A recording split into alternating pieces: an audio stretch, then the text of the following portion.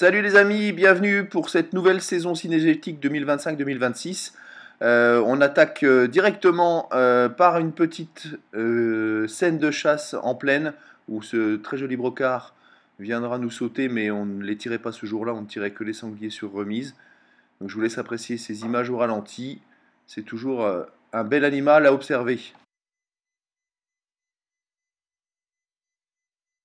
Voilà, sur la shotcam, on apprécie vraiment la qualité de l'image et le ralenti que ça nous permet d'avoir. C'est quand même très sympa à cette distance parce que là, il est quand même à un bon 80 mètres. On n'aurait pas pu avoir ce type d'image avec la GoPro, mais c'est vraiment un bel investissement. Voilà, là, on passe au poste en forêt. Ça y est, la saison attaque.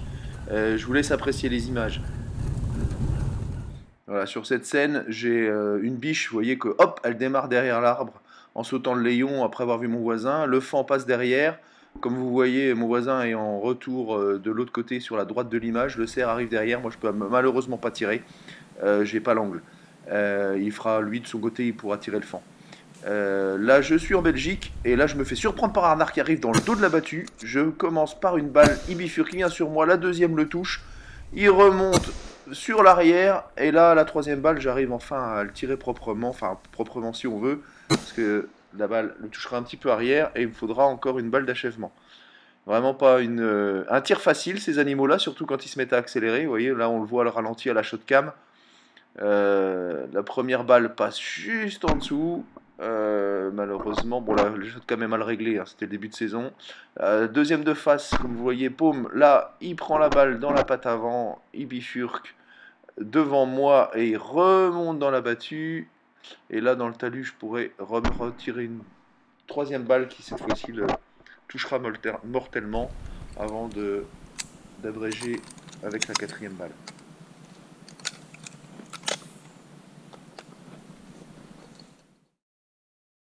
C'est toujours un bel animal à prélever en battue. On enchaîne par ce poste là, je suis long d'une route donc je ne peux tirer que devant moi. Malheureusement ce brocard et cette chevrette me passeront à une cinquantaine de mètres et j'estime donc que c'est trop loin pour tirer en battue, même du haut d'un mirador, donc je prends la décision de ne pas les prélever. Mais c'est toujours des beaux animaux à observer. Voilà, là on enchaîne, je suis au poste dans le Tardenois, j'ai un sanglier qui se défile devant la traque, je l'entends arriver mais je vois pas trop où il arrive, là on va le voir arriver sur la gauche des deux bouleaux, il me surprend un peu, il arrive de face, je vois que c'est un gros sanglier donc j'hésite de tirer et au moment où il va bifurquer après m'avoir vu, voyez, on l'observe là où je l'épaule, là il bifurque sur la droite pour passer devant moi.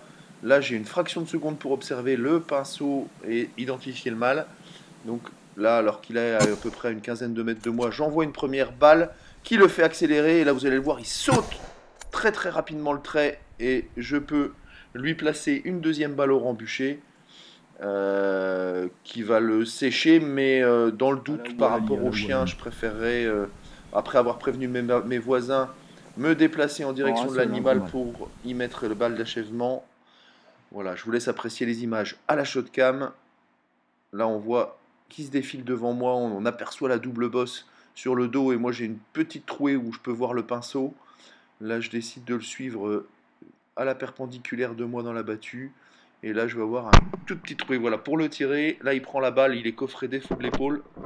Il accélère et il va, vous allez voir le ralenti avec la shotcam. Donc là, évidemment, je baisse la carabine pour reprendre au rembuché derrière. Là, je l'ajuste, pan, et là, la balle arrive juste derrière l'oreille au niveau de la colonne, mais ça ne fera que le paralyser. Et donc, vous allez voir que je vais me déplacer pour, voilà, pour y mettre une balle d'achèvement, parce que je vois qu'il essaye de redémarrer. La balle était, je pense, un peu haute, même si la première était coffrée. Cet animal était vraiment d'une résistance incroyable.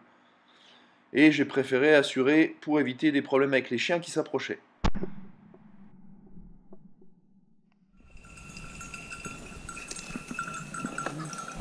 Ouais, toujours un bon moment à partager avec mes amis les trackers qui viennent me féliciter pour le prélèvement de ce sanglier et de ne pas avoir hésité également à remettre une balle d'achèvement. Parce qu'il m'arrive de face.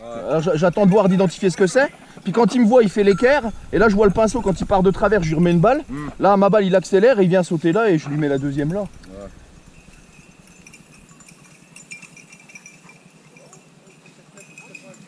Ouais. C'est un mâle? Ce petit moment de À l'allure, doute je voyais bien toujours. que c'était un mâle, puis je voyais Après le tir, pinceau, même mais si bon, tu j'étais sais, t'as vraiment toujours à un petit... 99% sûr, je me fais un petit peu taquiner par mes amis. Merci Teddy.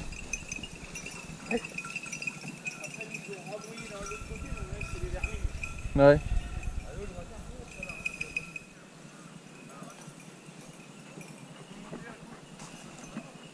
Voilà, la battue se termine. On va aller observer ce bel animal. Vraiment un très joli sanglier qui va accuser 98 kilos sur la balance.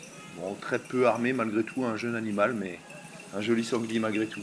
Ouais, il fait peut-être bien 90, 100 quand même, hein.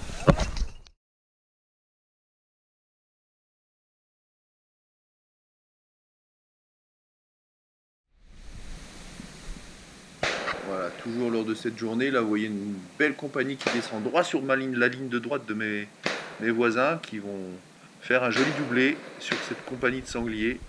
Ils se régalent et nous on observe ça de loin.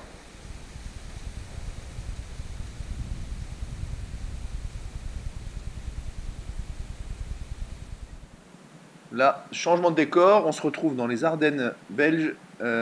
Jolie chevrette qui descend entre moi et mon voisin, qui verra un petit peu mon voisin, mon pote Sylvain, bouger et qui fera demi-tour pour retourner dans la battue.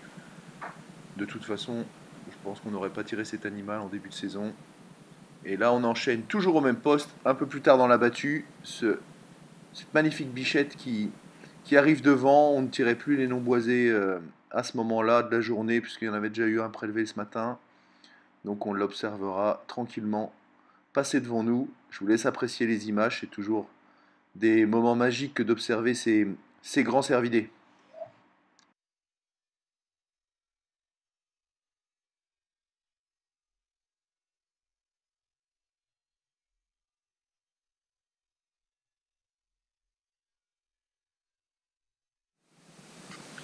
Voilà, changement de poste, changement de région, on est de retour dans l'Argonne cette fois.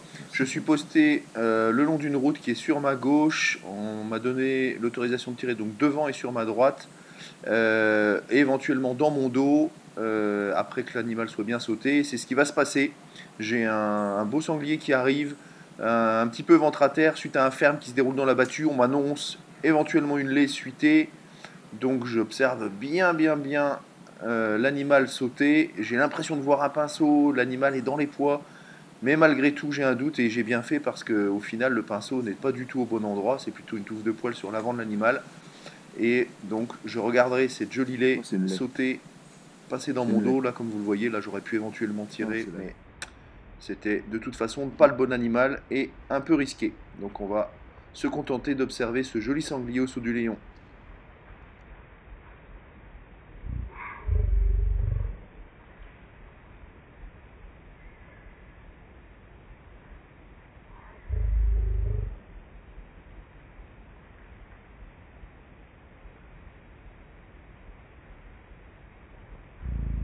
C'est la lait. C'est la lait. Lait sauté au poste 14. J'ai laissé sauter.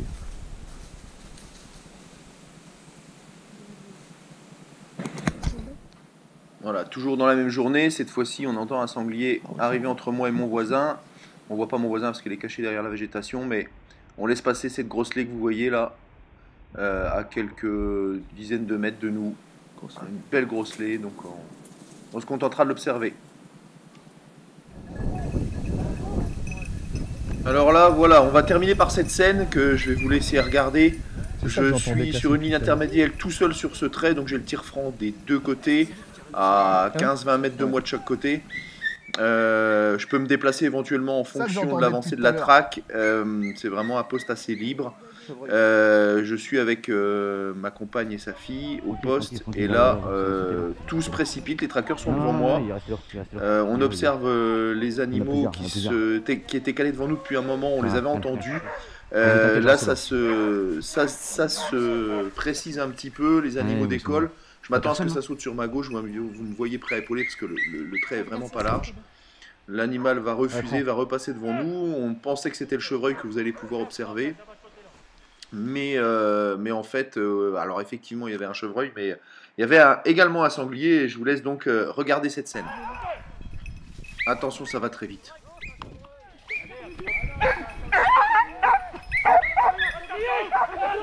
Il est là, tranquille.